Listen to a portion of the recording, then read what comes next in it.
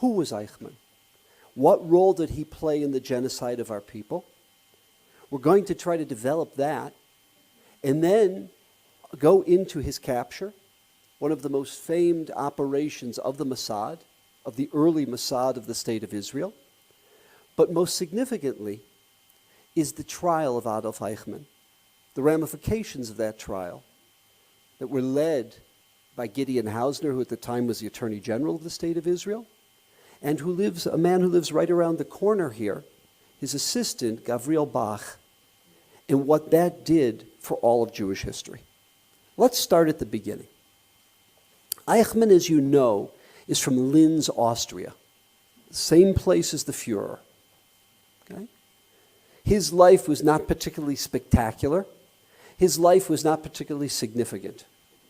But in the aftermath of World War I, where you had many Germans who fought in World War I, and now young men who returned home, unemployed, because the Versailles Treaty that probably brought about the demise of Woodrow Wilson, who felt that you ultimately cannot put the Germans into a corner. Yes, the victors ultimately determined the conditions. And yes, Germany was at fault in World War I. But you have to understand one thing about the German mentality. If you're going to do to them what the French did and what the British did, ultimately there's going to be a response. Whether it was the reparations that were really exorbitant in a way that could not be paid, whether it was the fact that the Sudetenland was taken away, put in the hands of the Czech Republic. Schlüsselland, Silesia, is given over to Poland. Alsace-Lorraine is given to France. That German pride, and there's nothing like that German pride.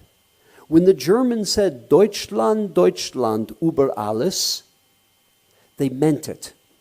Germany, Germany over everything and anything. They meant it. And their pride would not allow them to function in terms of the aftermath of the Versailles Treaty. The Weimar Republic, which was continuously changing and being turned over, couldn't function because you had hyperinflation. The Germans were prevented from reestablishing a military, whether it was the production of aircraft, the production of boats, whether it was the production of armaments, tanks, you name it. It was a matter of time that this flimsy democracy that we call Weimar would be overturned and would become one of two things. The country would go communist or the country would go fascist. Had Hitler and National Socialism not arisen to power, it would have been a different fascist, a different communist, with massive unemployment, especially amongst the young, with tremendous anger and bitterness, and with hyperinflation. The democracy would not survive. Eichmann came early to the National Socialist Party. He was someone that wasn't a Johnny-come-lately after Hitler became popular, after the party grew. So he had credentials. He happened to come, as we mentioned, from Linz, the same town as Hitler in Austria. And he worked his way up. Where he really shone, where he really made his mark,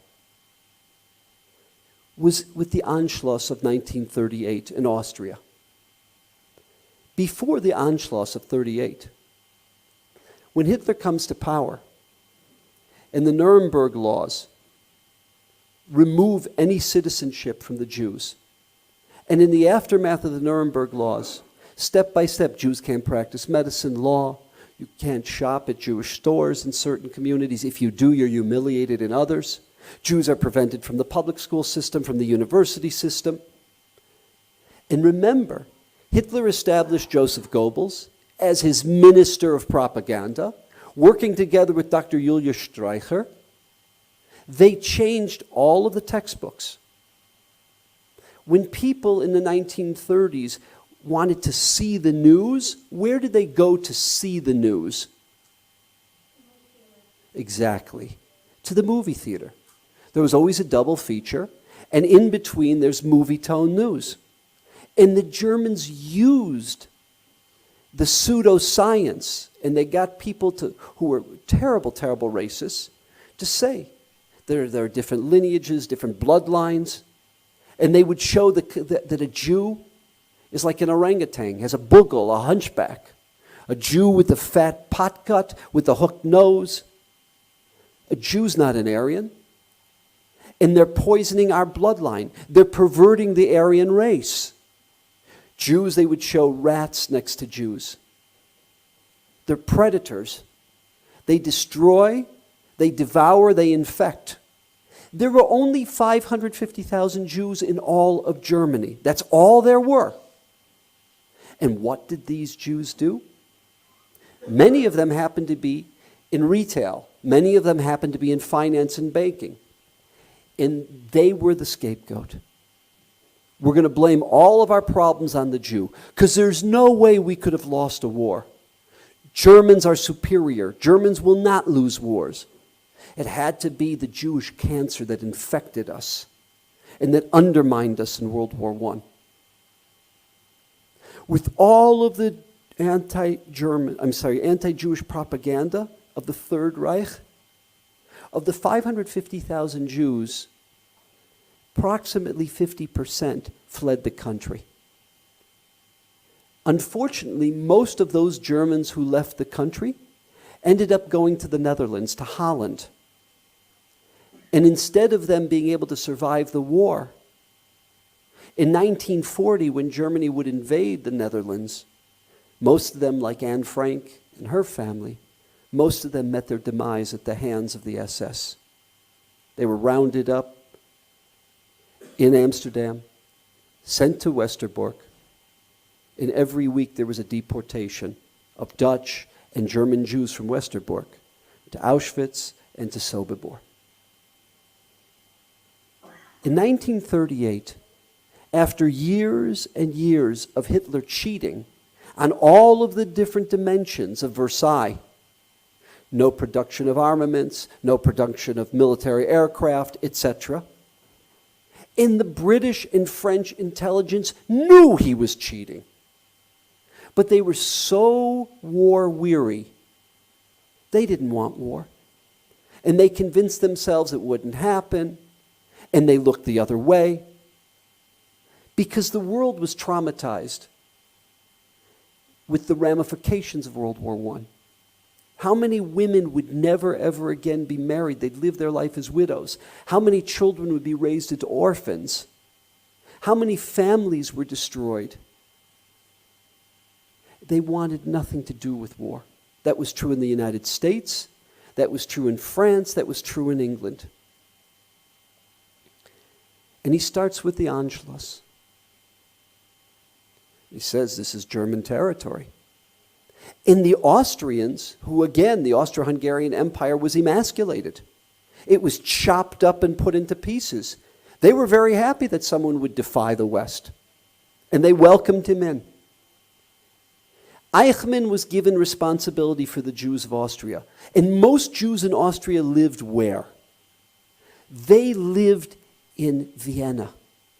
You've all seen the video footage because the Germans filmed this. They would take feces and throw it on the sidewalk, and they would make Jews. We're talking about Jews who were the intelligentsia, Jews who were in the banking industries, who were in academia. They came out in their clothing, their fine clothing, and they were forced with toothbrushes to scrub the streets. And then after they'd scrubbed the streets and the sidewalks, they would pour more garbage and feces on. Schweinhund, get to work. And they humiliated Viennese Jewry. A very, very assimilated, secular Jewry who saw themselves as Austrians first. And these people were devastated. And the impact that Eichmann had in a number of only months in Austria far surpassed what National Socialism was able to do in terms of driving out its Jewish population in Germany. And that's where he really makes a name for himself. The famous meeting between Neville Chamberlain and the Fuhrer, where the West gives over to Germany the Sudetenland. 1/3 of Czechoslovakia is given over to Germany. And he comes back, Neville Chamberlain. Peace in our time, peace for our time. And he's a hero. He's a hero in England because he'll do, this way there'll be no more war. The Fuhrer only wanted back what he felt was rightfully German. And now we can move forward, we can get along. And Hitler played him like a fool. One man in England, Winston Churchill. He got up again and again in Parliament, publicly. And he said, you had two choices. You could have stood up to the Fuhrer, or you could have capitulated and appeased Hitler. You chose appeasement and capitulation, you will have war. And he was despised. He was called the worst thing you could call a Brit. They called him a warmonger. A warmonger is what they called him. And tragically, September 1st, 1939, Hitler breaks the pact. He goes into Poland. Now, Hitler knows one thing. Because France and England made an agreement with all of the countries, Poland was waiting for this, that if they would be attacked, it would be a declaration of war against France and England as well. Hitler could not afford at this point yet a war both on his western front and his eastern front. So he cut a deal with Joseph Stalin. The famous Molotov, like as in the Molotov cocktail, von Ribbentrop Pact. What was the pact? Germany will take almost all of Poland. The communist regime that comes to power in the middle of World War I, to get out of World War I, what do? They give up the Ukraine. And the Ukraine in 1918 became an autonomous country. They give up the Baltics, Estonia, Latvia, and Lithuania. And they become autonomous countries in 1918. But by doing that, Russia goes back to a second-rate country. How did Russia become a dominant world power? When Peter the Great, when he conquered the Baltics. Now he has access to international waters, the Baltic Sea, to export, to import. And when he conquers Ukraine, he's got access to international waters via the Black Sea. They had no choice but to give it up. But all along, they were waiting for the time when they would reconquer that territory. And this is their opportunity. Russia comes into the Ukraine, into the Baltics, into what we call Belarus, White Russia, and they come into the easternmost part of Poland. And Poland, the Baltics, Ukraine are carved up like that. Just to give you a context, the Polish army was defeated in less time than it took the Germans to defeat a few Jewish partisans in what we call the Warsaw Ghetto Uprising. The Warsaw Ghetto Uprising was more of a stand against Germany than the whole Polish army was in early September of 1939. And now Hitler has conquered massive, massive territory. Every territory they go, they steal, rob, and raid the population to fund German operations, to fund the German war machine, to fund the German economy. Take a step back for a second. There are two groups, the SA and the SS. Both of these paramilitary groups take a personal oath of loyalty to the Führer himself. Both groups. Do you understand? It's not the Wehrmacht, which is the official German army. These are private armies that their loyalty first and foremost is to Hitler. Adolf Eichmann was one of those. an early member of the SS. And they do the Fuhrer's bidding. They're the ones that can be trusted. The most rabid, loyal, and virulent of all Nazis. Now, after Eichmann showed how good he was in Vienna, he is moved up and promoted.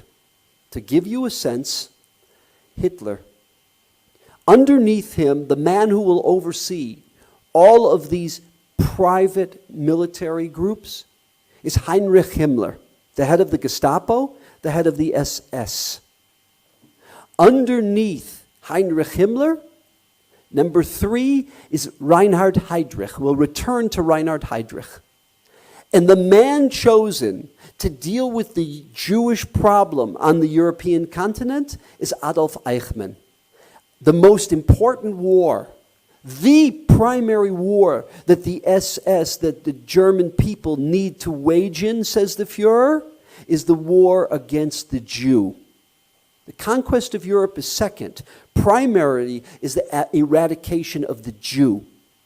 Who is tasked with that responsibility, the mastermind of it? Adolf Eichmann, who reports to Reinhard Heydrich and Heinrich Himmler. Now, between 1939 and 1941, Poland, as you know, is the largest Jewish population on the continent. The Germans have maps, and if you've been to Wannsee in Berlin, we'll talk about what is Wannsee.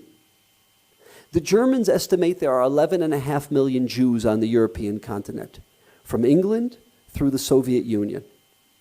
The largest block anywhere is Polish Jewry. At one point, it was 3.5 million. When Hitler invades, because there are many Polish Jews who saw the winds of change coming and fled, when Hitler invades, it's 3.3 million Jews in Poland. Just to give you a context, we said there were 550,000 Jews in Germany. There are 3.3 million in Poland. Okay? Between 1939 and June 22nd, 1941, Jews all over Poland have been put into ghettos, have been engaged as forced laborers. You're familiar with the Warsaw Ghetto, the Lodz Ghetto, the Krakow Ghetto, Janowska Ghetto, the ghetto in Tarnów, and many, many other ghettos. Major centers in Galicia, major centers in Poland proper. But between 1939, when Hitler invades, September, and June of 41, there are 22,500 Jewish deaths. Most of those Jewish deaths are Jews who starved to death in the ghetto because of the terribly low caloric intake, because of the terrible conditions that allowed for the spread of disease. Most of the 22,500 were not executed, shot, or killed, but were basically products of those who were starved to death. The Holocaust as we know it has not begun. 22,500 is horrific. It's terrible.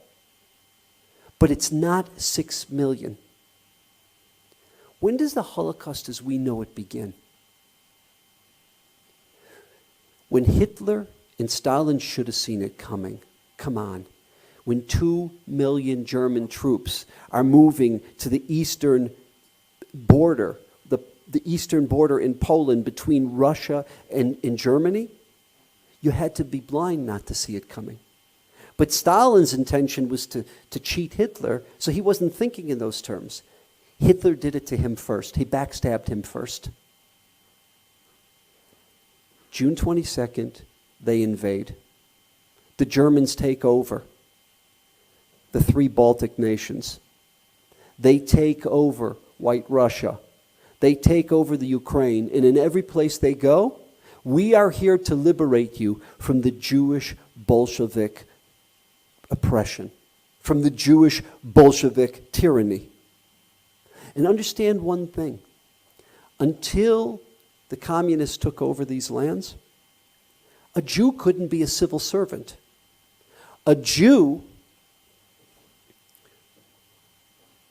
not only could a Jew not be a civil servant, a Jew couldn't be a postman, no less a government official.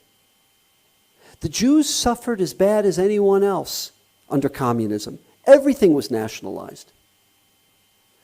But there were many Jews who saw socialism and then communism is the way to give them equality, to stop the pogroms, to stop the oppression, because the point of socialism and communism is everyone is equal. We don't discriminate based upon the color of your skin, your religion, where you're from. And this was a utopia for many Jews, and many Jews excelled in the socialist world, in the communist world. Most communists were not Jews, and most Jews were not communists. However, there were some very, Leonid Trotsky is one of the most famous. There were some very identifiable Jews in communism. And the population blamed the Jew, as they always did, for their problems. And when that happened, the SS comes in, and they find the fascists in all of these countries, in the anti-Semitic Ukraine, anti-Semitic Lithuania. They find the fascist groups. They place people who will be loyal to them as the new mayors, the new chiefs of police. In Einsatz Group A, the special unit and special forces of the SS, Group A comes into Estonia, Latvia. Einsatzgruppen B into Lithuania, C to White Russia, D into the Ukraine. Between June 1941 and March 1942, we assume a minimum of 1.2 million Jews are killed. Father Patrick Dubois, the French Catholic priest, if you go to YouTube, I interview him on these issues.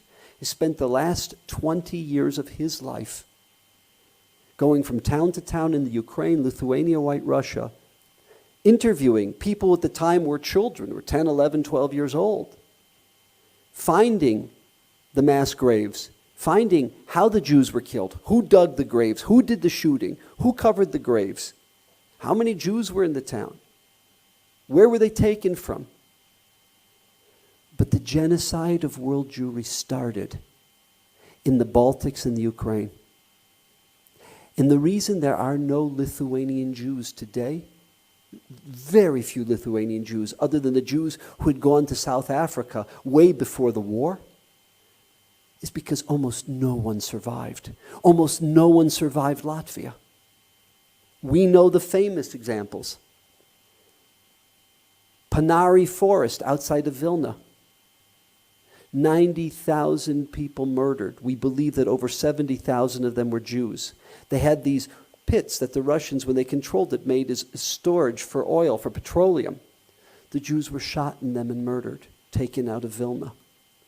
If you go to Riga, Latvia, Rambulus, 6 kilometers from downtown, mass graves where the Jews of Riga and its environs were slaughtered. In honor of Rosh Hashanah in September of 1941, 33,400 Jews from Kiev, the capital of the Ukraine, were taken out and murdered. Same is true of Minsk Jewry, and the same is true of every small town, village. It was an annihilation. It was a bloodbath. Only accomplished with the aid of the local populations. Eichmann, in his role as leader of the SS, in his role of the Jewish responsibility, has done an outstanding job. But there's a problem for the Germans. These are our most loyal Nazis. And Nebuch, they're becoming alcoholics. When they go home on a furlough, they have no relationship with their wife or kids. They're becoming psychotic, abusive, dysfunctional. Himmler has come many times to the front and has given them divrei chizuk. I know how difficult this is for you. You are great people, you are wonderful people, but this is the most moral thing on earth you can do. This is going to save the planet. And the most loyal Nazis are dysfunctional from all the murder they've perpetrated. So the Germans come up with a new plan. And that, of course, is what we call the famous Wannsee Conference. It was no conference. Wannsee is a beautiful, beautiful neighborhood in East Berlin. Gorgeous estate. In fact, at the time, there were Jews living down the block. Every branch of Hitler's government must be there, must be represented. Who runs the meeting? Two men. Reinhard Heydrich and Adolf Eichmann of the SS. They run, in fact, the notes that were not destroyed, the one pair of notes, the notes were created and produced by Adolf Eichmann. And what is the purpose of the conference? Do you know what the purpose is? Twofold. Number one, in order to protect the SS, the most loyal Nazis, instead of bringing the murderers to the victims, we are going to come up with a system in which we use carbon monoxide, and we'll bring the victims to their death. We'll bring the victims to the murderers, not the other way around. We won't go town to town, village to village, city to city. We are going to set up factories, death factories, where we bring the victims to their death. Where is that going to be? In Poland, where the largest block of European Jewry exists. What are the three places? Belzec, where 452,000 Galician Jews between March of 1942, remember, Wannsee takes place when? January 20th, 1942. Starting in March, the guinea pigs were actually my family. There was a transport of Jews from Würzburg, and they wanted to see how the factory worked, killing them with carbon monoxide. Were German Jews, a few Austrian Jews, and after that it was primarily Galician Jews. That's where, from the Krakow ghetto, the Tarnów ghetto, Janowska ghetto. Belzec had two survivors, only two survivors. One was murdered by Poles after the war. So in essence, there was only one survivor, Rudolf Redder. We have his testimony of Belzec.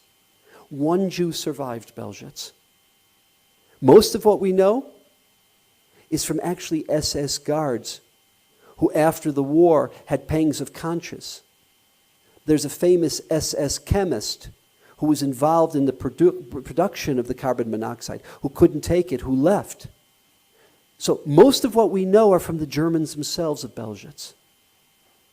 Second, Treblinka. 892,000 Polish Jews. That is where the Jews of the Warsaw Ghetto were taken. That is where the Jews of Poland proper were taken. The third is Sobibor, with the exception of a number of Dutch Jews who were taken there to be annihilated. The third place in which Polish Jewry would be annihilated. By the time we get into 1943, meaning from March 42 to September 43, those 18 months, 2/3 of all Jews who were murdered in the Holocaust, 2/3 of all murders took place in those 18 months. Now, Reinhard Heydrich was killed by Czech partisans. In Prague, they blew up a bomb near his car. He was mortally wounded. He lasted 4 or 5 days and died. They renamed the genocide of European Jewry Operation Reinhard, in memory of Reinhard Heydrich. Now Eichmann reports directly to Himmler. And he has masterminded using the European rail system, the Polish rail system. He has masterminded the largest Jewish population on earth. He's annihilated it in 18 months. The only one survived this, other than a few Jewish babies being held in monasteries, were the last remaining survivors of the Lodz ghetto, because they were needed as slave laborers. There were 100 factories in the Lodz ghetto. They were being used as slave laborers for the war effort. They're the only Polish Jews alive. What name did I not mention? What name have I left out? Exactly, Auschwitz. Why? Auschwitz was not built for the purpose of the genocide of Polish Jewry. Everyone else will be killed in Auschwitz. And let me explain. Under the Austro-Hungarian Empire, before World War I, the name of the town was Auschwitz. And there was an Austrian army barrack there. After World War I, it's called Auschwitz. The Polish army, the Polish military used the army barrack. That's what those of you who have been there, that's what we call Auschwitz I. Originally it was used for Polish POWs. But what Eichmann realizes is, as in 1940, Germany conquers the Netherlands, Germany conquers Holland, we said Belgium is conquered, France is conquered, Slovakia, Czechoslovakia is conquered. You can get to Auschwitz from anywhere on the continent. And Eichmann chooses Auschwitz because of its accessibility of trains. We can deport the Jews in a rapid manner, and we can do this something else. Auschwitz will be used as a slave labor, not just an extermination camp like Treblinka, Sobibor, or Belzec, but because of the rail system, IG Farben with the rubber factory, tens and tens of German industrial corporations will pay the Nazi regime for the use of slave labor. Unlike the other places, the average life expectancy if you were a man was about 15 to 25 minutes. If you were a woman, was about 40 to 45 minutes. In Auschwitz, we'll work you to death. Auschwitz, the life expectancy was 10 weeks. On a low caloric intake, we'll work you to death. And there's a never-ending supply of slave laborers, of Jews, of others. The second point of Wannsee, and this comes to bear with Auschwitz, is that every branch of government was told, you defer to the SS. The needs of the SS trump the transportation department. It trumps the labor department. It trumps the agricultural department. It trumps the Wehrmacht, the German army fighting the Russians and fighting on the West. Every branch of government is subsidiary. And this is directly coming from the Führer. It was no conference, Wannsee. It was an order. It was an order. And where you see that is with Auschwitz. The German military, who is starting to lose, doesn't get the supplies that it needs in the speed that it needs because the whole rail system of the continent, take 1942 and 1943. There were 7,000 Jews in Norway. They shipped them onto the main part of the continent, and from the rail system, they can get to Auschwitz. Italian Jewry, Greek Jewry. In 42, we mentioned Dutch Jewry, Belgian Jewry, French. Drancy was a deportation outside of France. Westerbork, outside of Amsterdam. Jews are shipped from all over the continent to Auschwitz. And in Auschwitz, they've perfected the method. They experiment with something known as Zyklon B. Instead of taking 25 minutes, it can kill people in 15 minutes. German ingenuity. And by the end of 42 and 43, there's no Italian Jewry, no Greek Jewry left. There is some French Jewry left. There's almost no Dutch Jewry left. There's no German Jewry left. The only thing that's left is Hungarian Jewry. It's all that's left. January 1944. And I'm skipping to expedite. Where are you in January 1944? If you're in Hungary, it's very questionable whether there's going to be a Holocaust there. Because the Russians, by the week, are gaining territory. The Russians, by the week, okay, are devouring territory. Germany's in retreat. Eichmann goes to Hungary. We don't know, is the war going to end in 3 months? Will the war be over in 6 months? In a year? It's just a matter of time. The Americans in Italy. The Russians have already conquered back the Baltics, most of the Ukraine. They're starting to enter parts of Poland. It's just a matter of time. And the Hungarian government, which is an ally of Hitler, an ally of the Germans, reaches out to the British because they remember full well what happened after World War I. After World War I, look what happened to the losers. Look at the Versailles Treaty. That's their whole context of history. They don't want to be on the wrong side of history. And they reach out, quote unquote, to the enemy. The German intelligence has all of their conversations, has wiretaps. And they're furious. Germany comes in and removes the Hungarian government, and they replace it. Ultimately, the Hungarian government is replaced by a vicious group of Hungarian fascists known as the Arrow Cross.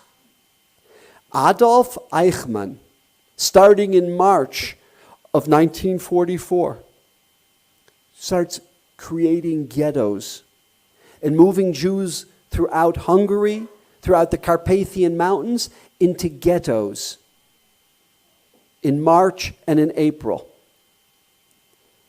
By May 15th, he is ready because they have built crematoria number 4, crematoria number 5 in Auschwitz. They've doubled the capacity in Auschwitz. They take the rail tracks as you see them today, and they reroute them. Not that it stops where it originally stopped, but now it goes all the way up to the gas chambers. And in 54 days from May 15th to July 7th, 1944, Eichmann, at the expense of the German army on the Russian front, takes all of the resources of the Reichsbahn, of the European continental train system that is under the control of the German government, of the general government, and uses it to do in 54 days what it took him 18 months to do in Poland. When he knew, when the world knew, he knew, everyone knew it was over. It was just a matter of time. He annihilates what we call Marmarussian, Carpathian Mountain Jewry, and Hungarian Jewry.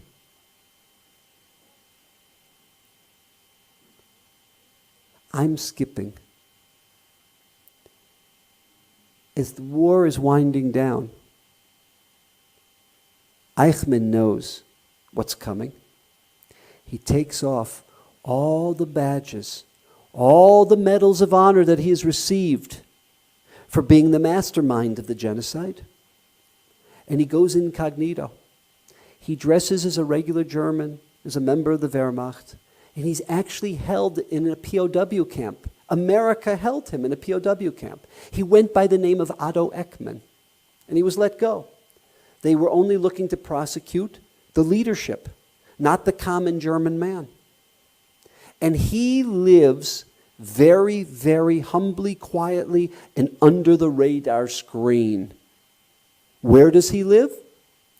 He's a chicken farmer. Then he's a forester. In places that are nowhere near a city. Lives very quietly under false IDs. There's a whole underground network trying to get Germans, Nazis out of the country. We'll regroup in South America. They want us in South America. We're good for the economy. We'll regroup there and then we'll come back and take back our homeland. He can't be with his family. He's a wanted man. And if he's seen, because he knows intelligence services are always watching his wife and children. And they take him out of the country. He actually goes out of the country, gets to Italy, and on a Red Cross humanitarian passport, under the name of Riccardo Clemente, in 1950, he travels to Argentina. He's no longer Adolf Eichmann. He's now Riccardo Clemente. And he lives there. Working where? As an engineer in the Mercedes-Benz plant in Buenos Aires. Slowly but surely, they get his wife out of Germany, his children out of Germany. And he is reunited with his family in Buenos Aires. Eichmann is very humble. He's not Eichmann, he's Clemente. We know, we have interviews now of the secret gatherings they would have. He was the hero to the other Germans, because remember, Hitler committed suicide with Eva Braun in the bunker. Himmler committed suicide. Goering was no longer alive. Reinhard Heydrich had been killed by Czech partisans in 1942. Who was the greatest SS, the greatest Nazi alive on earth at this point? Adolf Eichmann. And he lives a very quiet, humble life, and should never, ever have been what?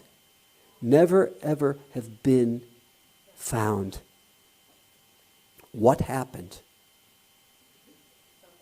His son, his oldest son, Nick, was dating what he thought, and he was correct, that she was a fellow German girl, a girl by the name of Sylvia Hermann.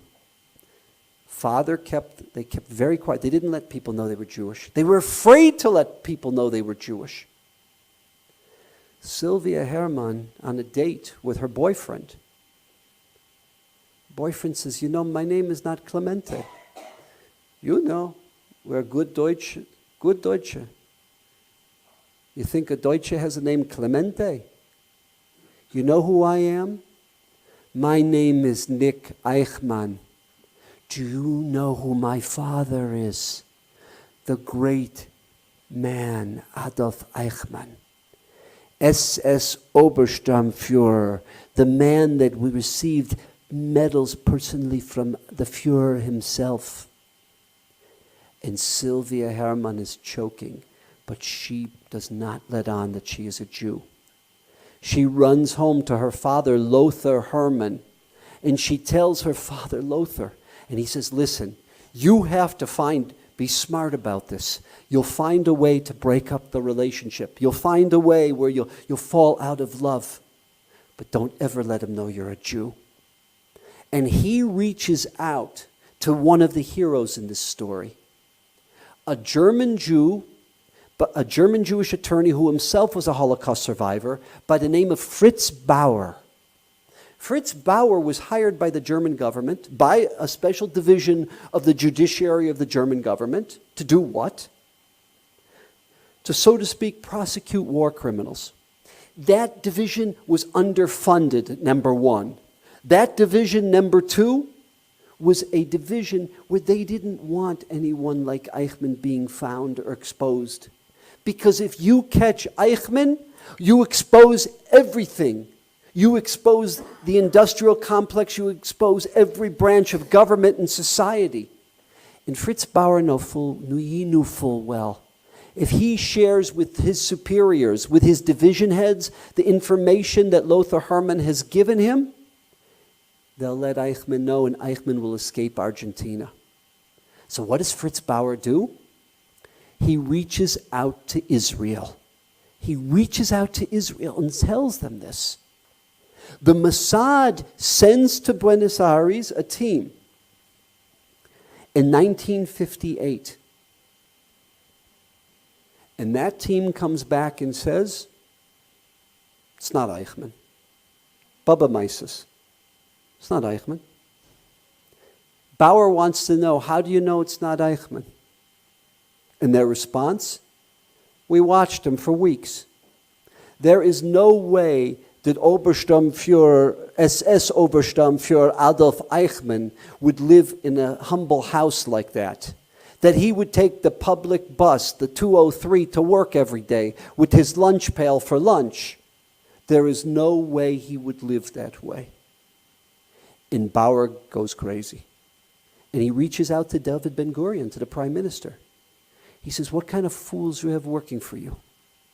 He says, because they don't think this man would live, he's not humble enough or disciplined enough to live that life. You better know with 100% certainty that's not Eichmann. He is furious. And Ben-Gurion says to the head of the Mossad, Isser Harel, the famous Latvian Jew, Isser Harel, you better come back with surety that that's not Eichmann. Isser Harel sends a team to watch him. And they take pictures. And they use, what are those physicians, they call them? Forensic physicians. Eichmann has in his ear, it's almost like a Dr. Spock, you know? It comes to a point here at the tip. It's a very unusual ear. And they take hundreds of pictures of him in hiding, you know, they picture him in different phases. And they show it to forensic physicians.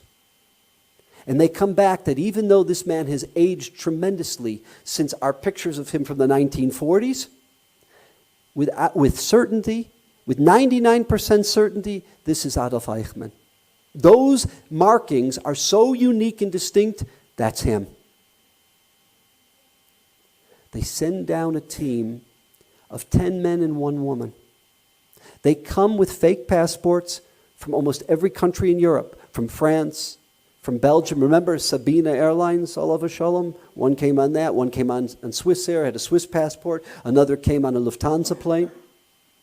And they set up 3 safe houses. And they watch him and they follow him. And the plan is the following. They're going to wait till May.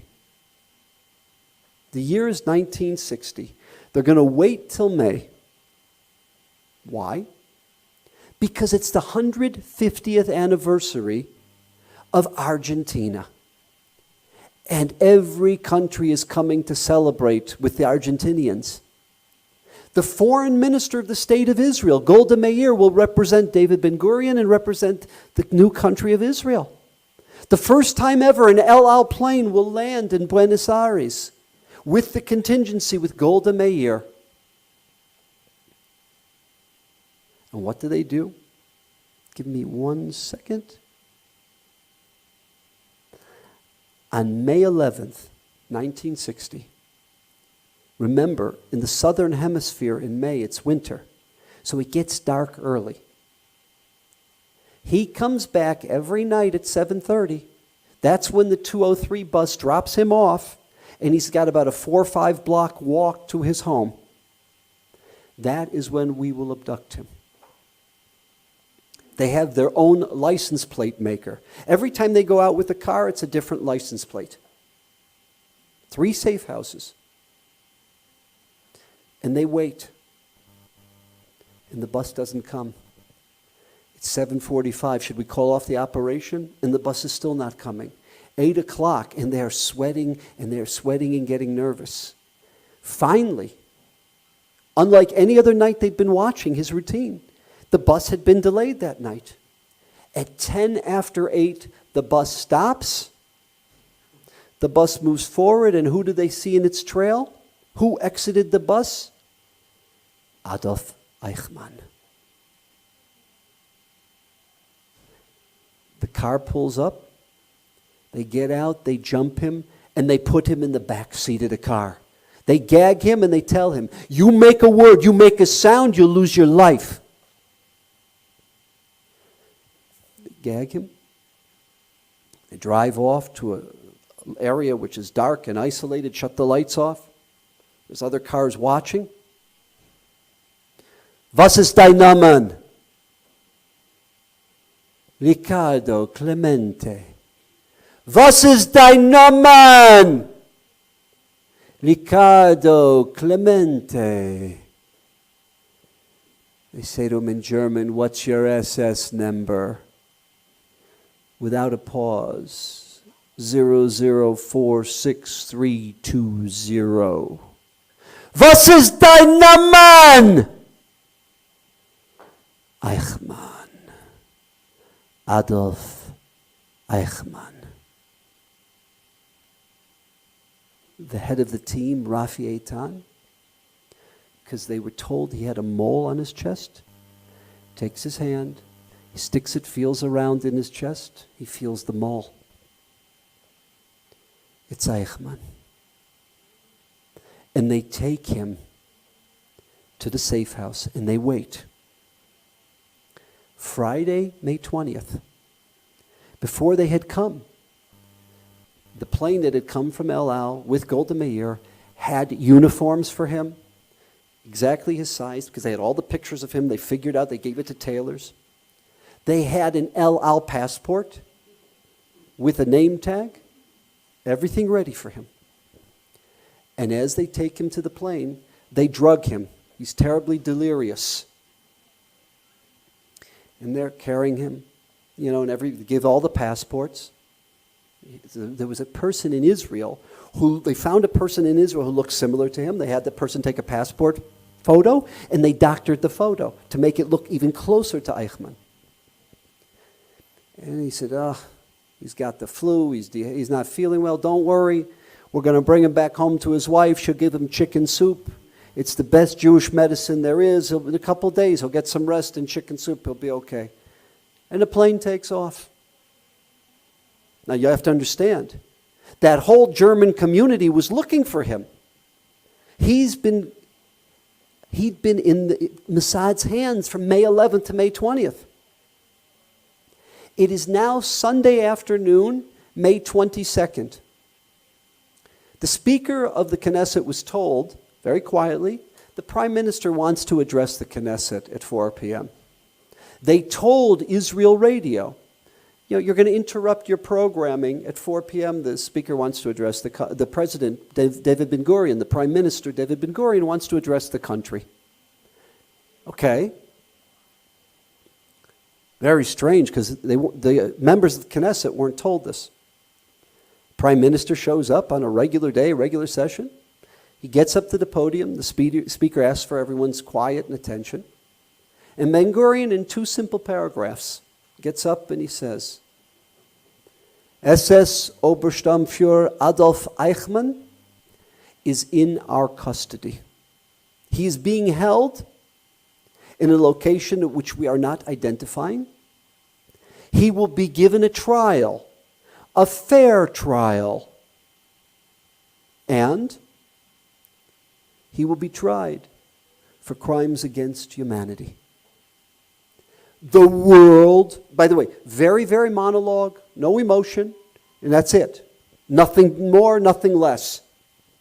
The world goes crazy. The whole world is condemning Israel. How dare you violate the sovereignty of the Argentinian nation and people? This is abduction. This is criminal. A government that claims to be a democracy conducts themselves this way? The world, there was a UN, by the way, nothing has changed since 1960. Absolutely nothing. The UN General Assembly, there's a condemnation of Israel by all the countries of the world. They insist upon him being returned. Some people say if you're going to try him, he should be tried in Germany. Israel says he will be given counsel of his choice, and he will be given a fair trial. He will be tried here in Israel. Who is chosen to be the prosecutor? The Attorney General of the State of Israel, Gideon Hausner. We're doing quite a bit of OU work in Israel right now, recruiting for Yachad and NCSY. We're recruiting volunteer advisors from the yeshivas and the seminaries. I had the opportunity to meet and spend a few hours with Mr. and Mrs. Amos and Tova Hausner, Gideon's son Amos. A wonderful, wonderful couple, and interviewed them about Gideon. Tomorrow morning, God willing, I'm going to be meeting with the last surviving member, the assistant prosecutor, former Justice of the State of Israel, Gabriel Bach. I'm going to be interviewing him about his role. I'm sorry that it's happening after this talk and not before. However, they do something, Hausner and Bach, that they were condemned for at the time. We, the Jewish people, as long as there's a Jewish nation, will be indebted and in gratitude to these men. And I'll explain in a minute. Understand this. They attacked. The defense, a famous German attorney who had defended other German war criminals, he said, Israel has no jurisdiction.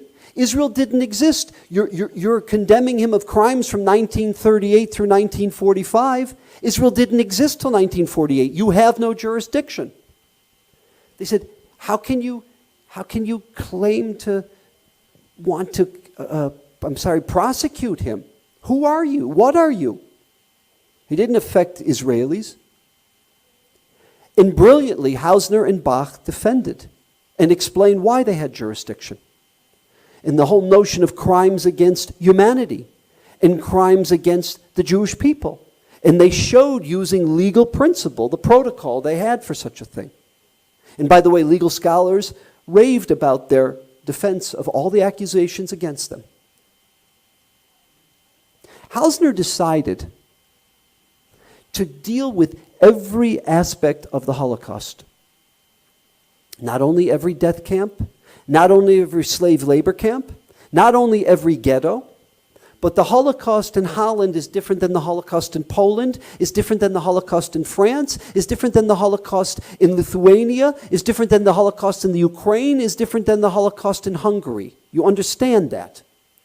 In each and every dimension, in how it was perpetrated, in what resources were used to perpetrate it, is what is going to be presented. And they chose some of the most significant, crucial people who could represent and speak. I'll give you an example. Abba Kovner, who after the original leader of the Vilna Ghetto Uprising, he became the head of the Vilna Ghetto Uprising. They could tell how systematically the Jewish community of Vilna and its suburbs were taken and murdered in Panari.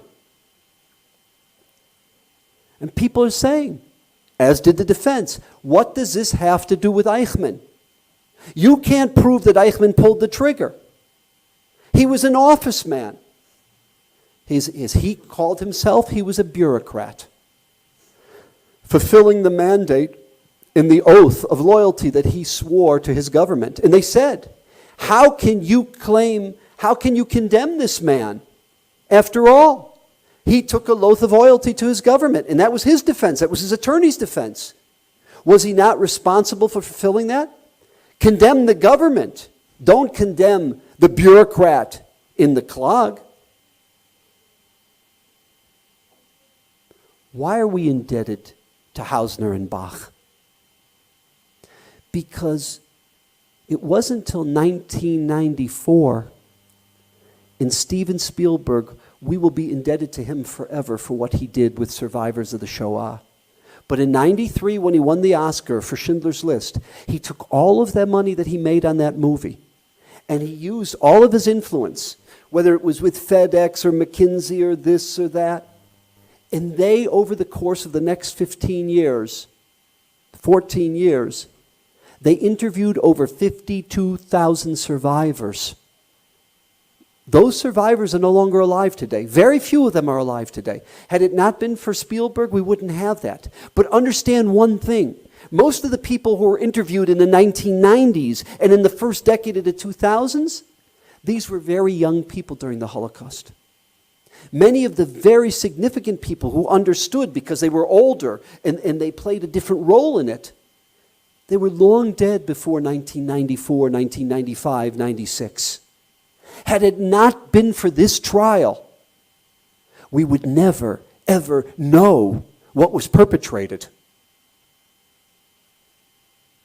Something else.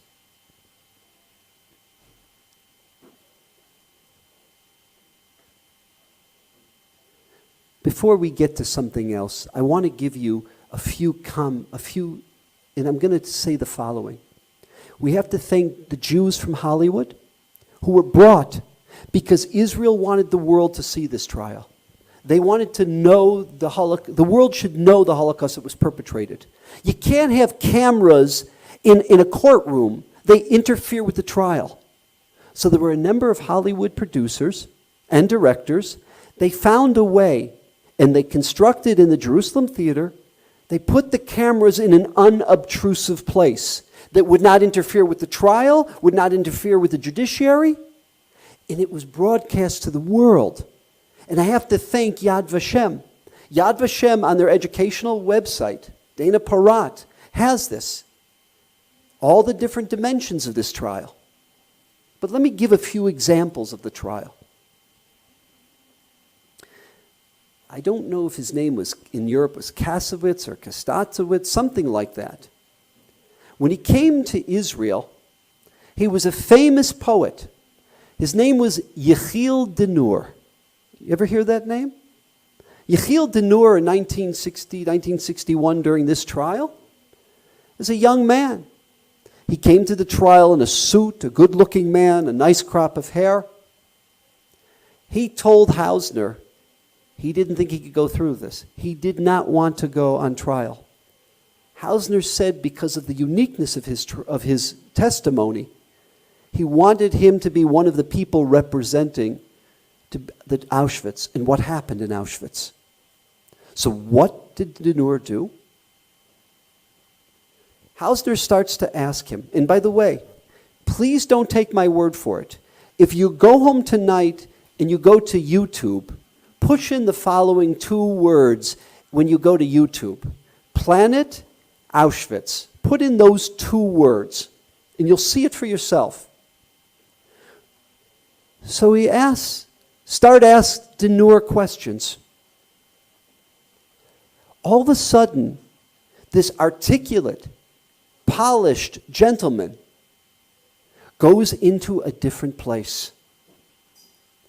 Auschwitz? Auschwitz? Auschwitz is a planet like no other. And he pulls down his shirts and he rolls up his sleeve. In Auschwitz, no one has no name. We only identified by numbers in Auschwitz. In Auschwitz, you don't eat meals. You live on 400 calories a day. In Auschwitz, there's no dignity. Humans have dignity, not on planet Auschwitz. And he starts going, and you see he's in a different place. And the judges, the panel, they start banging with the gavel. Mar Denur, please answer the prosecutor's questions. And he's going on, and he's standing up. And then all of a sudden, boom, he collapses. And you hear screaming from the audience where people are sitting. And his wife is crying and screaming. And then there's medics, they come. They can't resuscitate him. His wife is standing there screaming. And you see, they come out with a stretcher. He's out. They carry him, 4 men carry him out on a stretcher with his wife crying behind. And you have to understand, this is the first time for many, many survivors they've ever spoken about this. Or they're coming back for the first time to memories. And there is wailing going on. Another. There's a famous ghetto in eastern Galicia known as Przemyśl. P-C-H-E, Przemyśl, M-E-S-H-E, I'm sorry, Y-L. But it's pronounced Przemyśl. There's a young man, because day by day, the ghetto is being liquidated. The Jews are being taken into cattle cars, shipped and being annihilated in Belzec. And in each home and building is being removed, its human contents are being removed. There's a group of Jewish slave laborers that the SS has go in and take everything out of those apartments and those homes in the ghetto. And they have warehouses. Furniture here, silverware here, plates here, this here, clothing, you name it.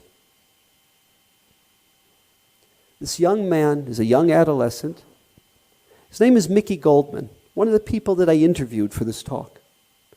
He is one of the chair people, an honorary chair people, outstanding man in his 90s for Yad Vashem. He found a book. The kid has not read a book for over 2 years.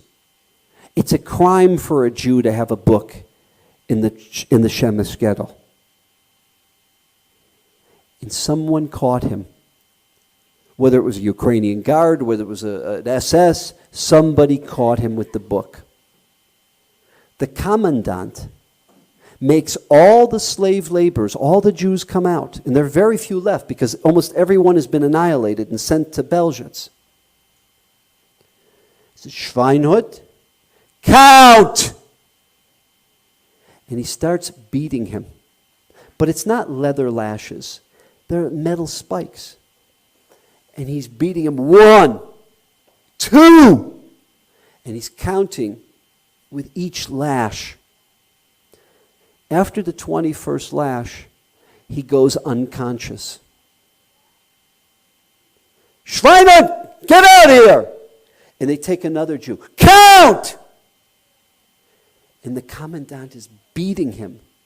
You're talking what everyone thought was lifeless. He's unconscious. Finally, the commandant, after lash 80, throws down the whip. He wore himself out. He says, get this, we're being recorded, but get this feces out of here. And they take what they thought was his dead body. He's unconscious. But the guy said, the kid's heart is beating. I mean, he's got welts. There's more blood than there is flesh. But they took water. And over the next number of weeks, Germans assumed he was dead. They nurtured him back. They nurtured him back to health. And he works as a slave laborer. The last, after everything's been cleared out of the ghetto, the last remaining Jews are shipped to Auschwitz. In Auschwitz, because at that point, this is months later, he's healthy. They put him in a work duty. The work duty he gets put into is the Sonderkommand. Sonderkommand was the German euphemistic way of saying the special forces. Those are the Jews who brought other Jews into unfortunately, the gas chambers. Those who took the corpses out of the gas chambers, put them into the crematoria. Those who cleaned up afterwards. And there, being a member of the Sonderkommand, you get a much greater caloric intake. You get fed much better than a typical slave laborer in Auschwitz. The goal of the Germans was every 90 days to wipe out, to murder, to incinerate the members of the Sonderkommand, because they should never ever, they were in separate bunks, quarantined from the others, because we don't want any eyewitness testimony as to what happened. Somehow he sneaks out of it, and he goes into a regular bunk. He survives Auschwitz. What did he do when he came to Israel? He got a position working for the Mishtara, the Israeli police. Bright young man.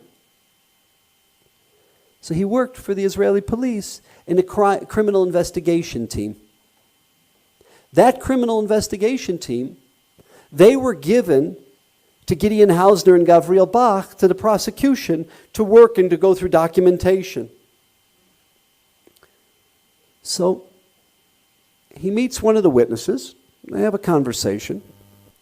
And the witness said to him, what's your name? He told him, my name is Mickey Goldman. What's your name? It was a doctor something. So, what are you representing? What are you serving as a witness for? What are you testifying to? I'm a survivor of the Shemesh Ghetto. You're a survivor of Shemesh? So am I. He says, kid, what's your name?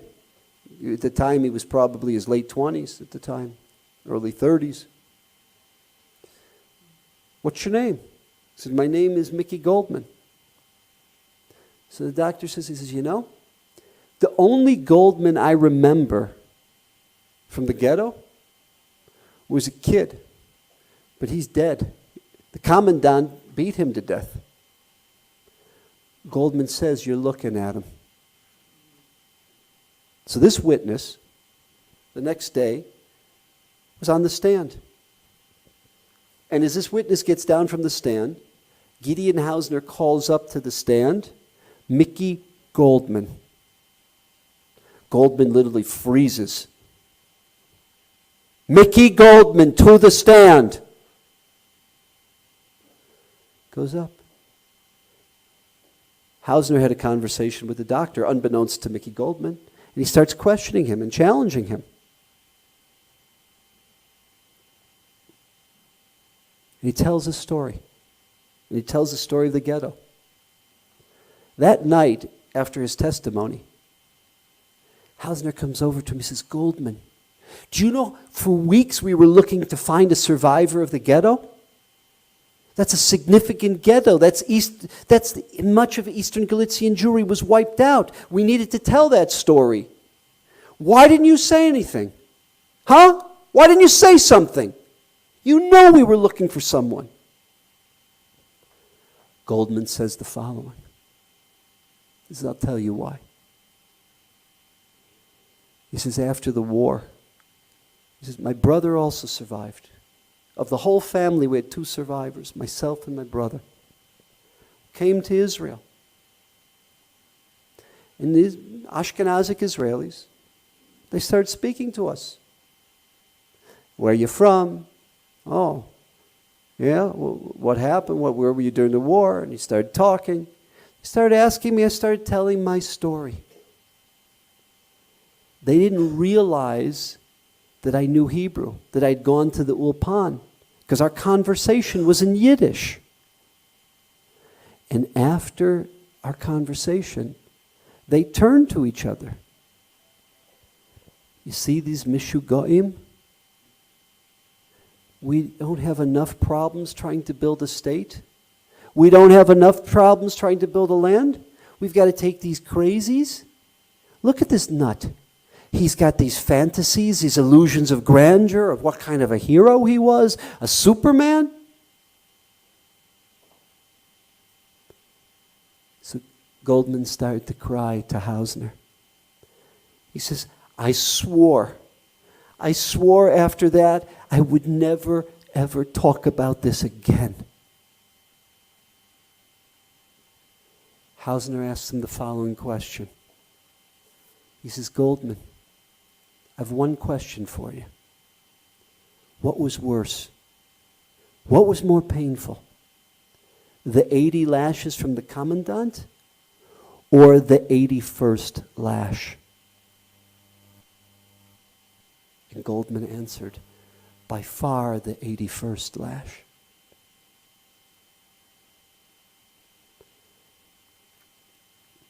Other witnesses had to describe choices they had to make. Do you choose between your wife or your mother? The Germans put you on the spot, you have no time to think. And the mother says, you take your wife, I've lived longer than she has. And the man, the rest of his life is haunted. On the one hand, he chose his wife, but he condemned his mother to death. And he can't get over the guilt. And story after story, and abuse after abuse, and the system starts to become clearer and clearer, and documentation and witnesses are used. There's one point in the trial, because all along, Adolf Eichmann's defense has been, I had an ethical, I had a moral responsibility. I took an oath of loyalty to my nation, to abide by the will of my government. I was doing my duty. In general, you should know one thing. We see that throughout Nazi trials. Anyone who ever questions the Holocaust Just go to the trials. The Nazi defendants don't say, I didn't do it. Most of them admit fully. They asked Eichmann, how many did you kill? And he shows a calculation of about 5.5 million. Notice the assumption was 500,000 died of starvation. They died of starvation. 5.5 million he believes that they annihilated. He doesn't deny it. What's his defense? His defense is, why are you blaming me? I worked in an office and I had an oath of loyalty. I swore allegiance to my nation. I sent them on trains. I did schedules. So there's one point, if you go to Yad Vashem's website to try to find that. Gideon Hausner asks, listen, Herr Eichmann, you've said again and again throughout this trial that you had an ethical, moral duty to your nation. I want to ask you the following question. What is a greater ethical violation? The slaughter of 1.5 million children, or the violation of your oath of loyalty to your government? Eichmann, without batting an eyelash, responds with that cold face of his very clearly. It would have been a greater ethical corruption, a greater violation of morality to not fulfill the duty that I swore to do to my country. You can see this. Don't trust me. You can see this yourselves. You know, one of the members of the Mossad team, he said to Eichmann when Eichmann was when they had him in captivity, when they had him in their control, he says, we watched you for months. We observed you. You were a good father. You loved your children. We watched that. How can a man who's that good a father, that loving a father, how do you butcher and assassinate and annihilate 1.5 million Jewish children? Without batting an eyelash, he said to him, that's obvious. They were Jews. Meaning they weren't human beings. They were Jews. I want to say this. Yes, that's what I'm trying to say. Yeah. But he elaborated what that meant. Yes, absolutely.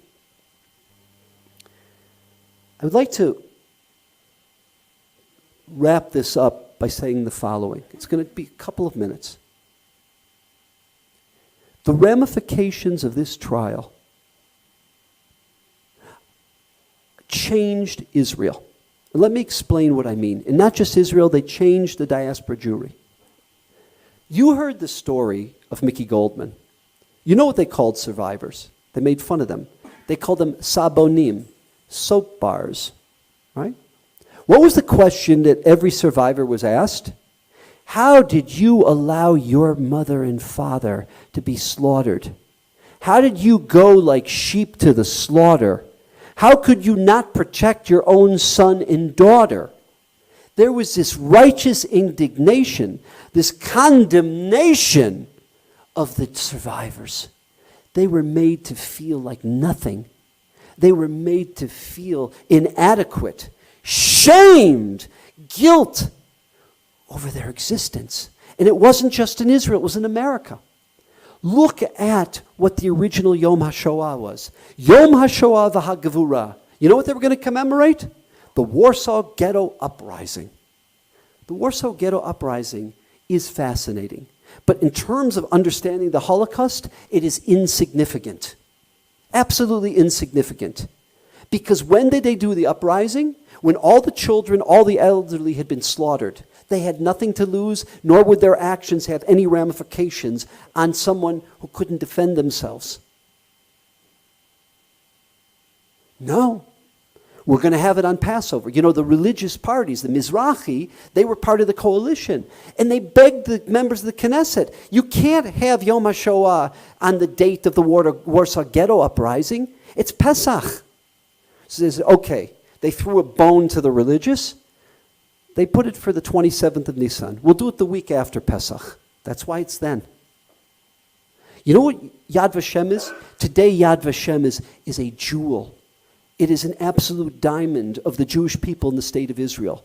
But what about the original Yad Vashem? It's as much about the bravery as it is about what really happened. A tremendous overemphasis, because we are different Jews. We are new Jews. We don't go like sheep to the slaughter. We stand up and fight for ourselves. Chaim Guri wrote for Davar. He was possibly the most famous Israeli journalist of his time. And after the trial, Chaim Guri put out a book.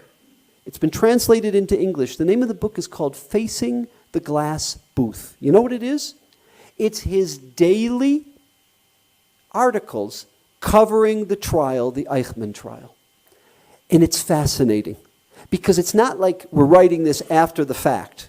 These are his articles day by day in the newspaper. And he says this, as the trial goes on, he says, shame on us. Shame on every one of us. If we would live 4 lifetimes, we could never ask mechila from the survivors. We could never ask the forgiveness that we deserve for how we have treated them. He said the question we should not have been asking was, how did you go like sheep to the slaughter?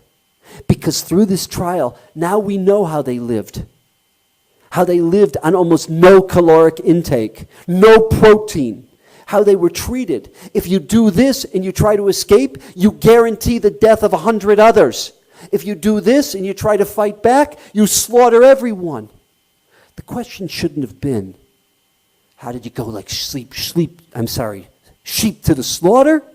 You know what the question should have been? How could you have ever survived this? How did you keep the fortitude? How did you keep the stamina? How did you have the moral courage? The religious courage to keep your relationship with your people and the desire to live and the will to live. And instead of sitting in judgment of you, we should have profound gratitude. We should be in awe of you. We should have reverence for what you did to keep your people, your family name, to keep you alive, your dignity, after you suffered the worst indignities in the history of humanity. Shame on every one of us. And that which Chaim Guri articulated in his articles to the nation was a reflection of the change of the Jewish people as to how we see, treat, and look at survivors. The way we look at survivors today, with a profound sense of awe, of reverence, of appreciation, didn't exist until this trial. Not in Israel and not in America. This child, because again, this is the new Jew. This is the Jew that stands up, that defends ourselves, that fights back.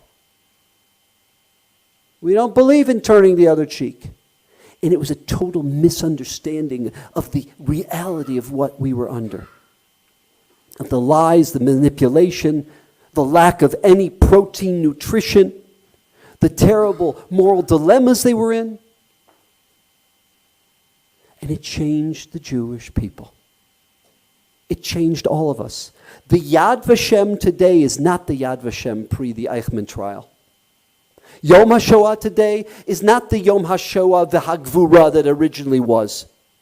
We have learned and we've grown as a people. Now, it also had a tremendous, tremendous impact on German society.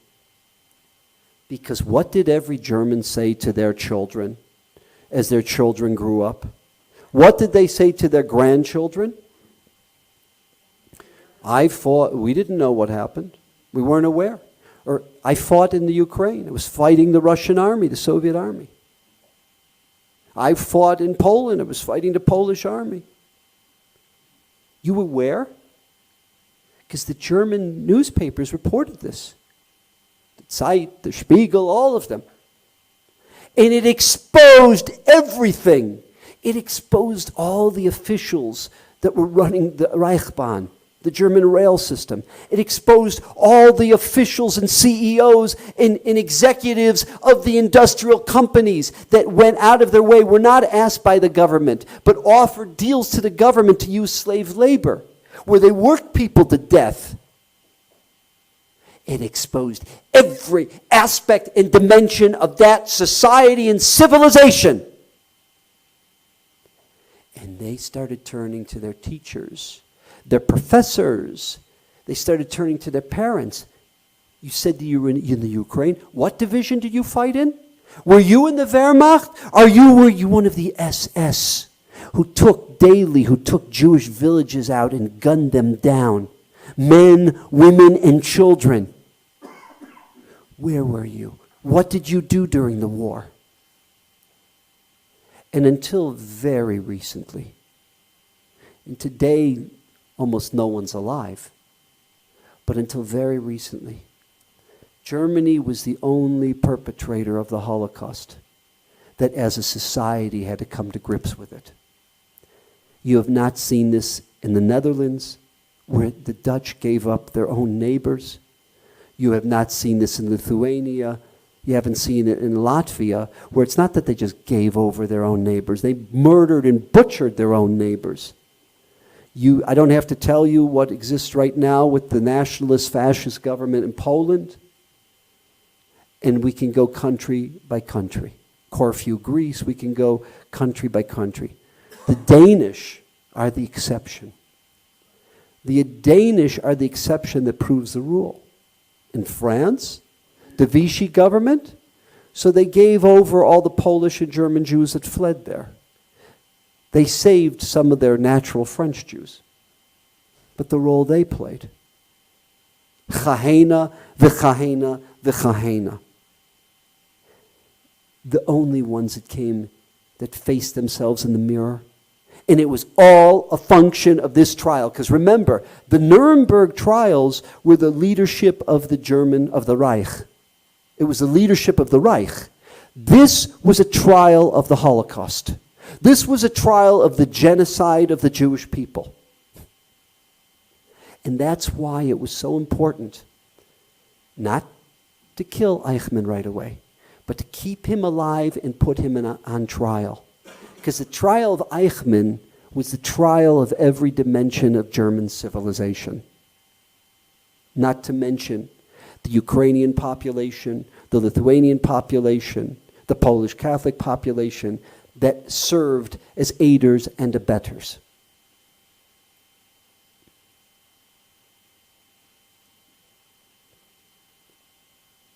The court, and you should know Gideon Hausner, was one of the greatest opponents of the death penalty in the history of Israel.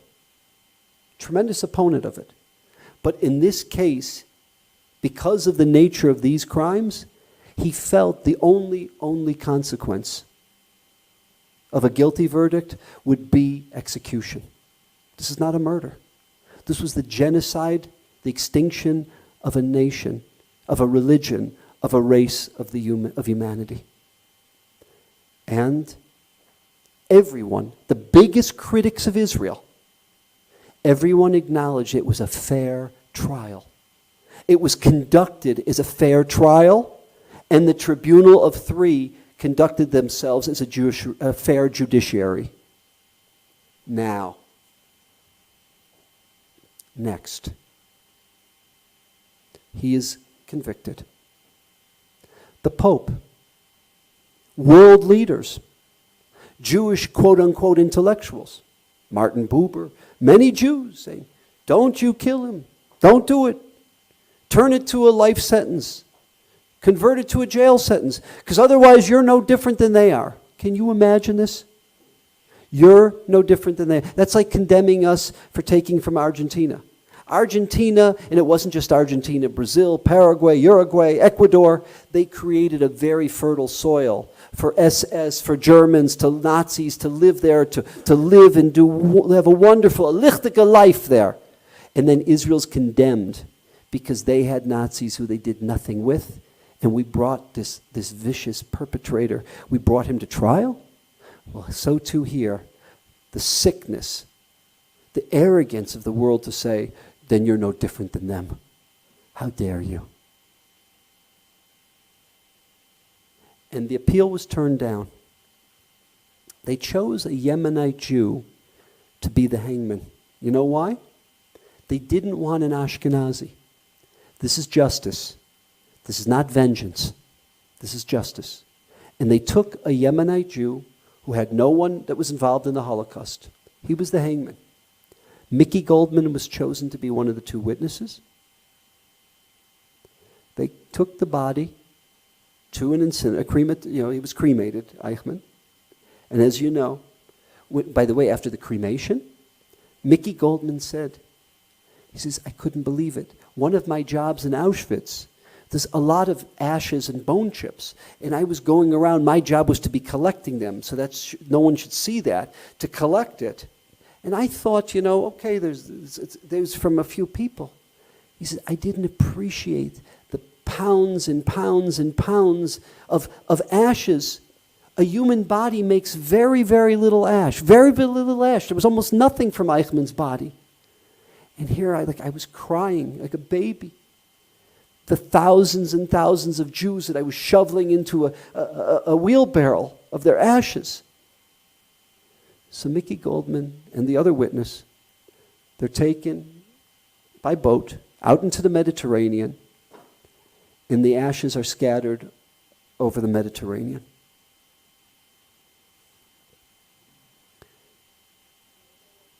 This trial enabled the world to know the breadth and depth of what was the ultimate real war of the Third Reich. They were able to understand what was perpetrated. And had we not had this trial, much of this information would have never seen the light of day, because the witnesses and the research would have never taken place or ever have been interviewed. People mocked Gideon Hausner. What does this have to do with Eichmann? You're doing the whole Holocaust? Because of that, we understand and we know what the Holocaust was. The span and the length of it, number one. Number two, the world could deny nothing after the Holocaust. No thoughtful senior person who says, what, was it really 6 million? Where do they have numbers like that from? How do you know? People speculate about all kinds of things. When the perpetrator and mastermind himself testifies to the fact of what it was, in the length, in depth, and breadth of what it was, there is no longer any denying. And more importantly, survivors now didn't have to hang their head. They were no longer objects of shame, but subjects of respect. Survivors could start to tell their story. We could ask survivors. Survivors could now start to have a sense of closure. Survivors could start to deal with it and start to rebuild their lives and move forward. Because instead of being in shame and hiding it, they could address it. They could live. What's that called when you live through someone else? Vicariously, through the testimony, through the survivors that were on the stage of every aspect of the Holocaust. What it did, the catharsis that it did for the survivors.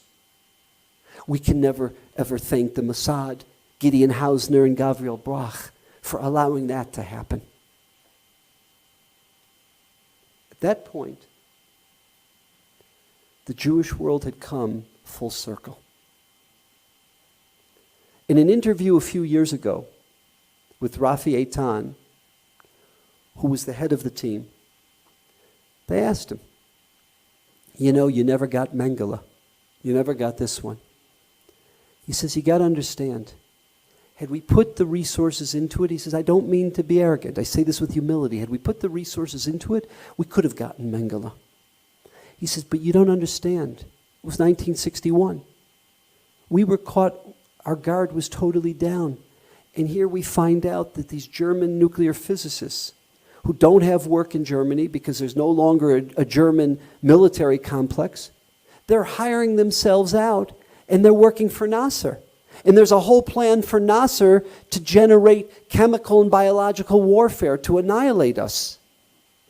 And our whole focus was turned towards the Arab world that was trying to annihilate us.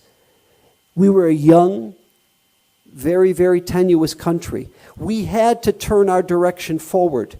We felt that once Eichmann was caught and exposed to the world, he was the biggest fish of all. We had to stop turning back. We needed to turn forward because of the challenges that lay ahead of this very small country.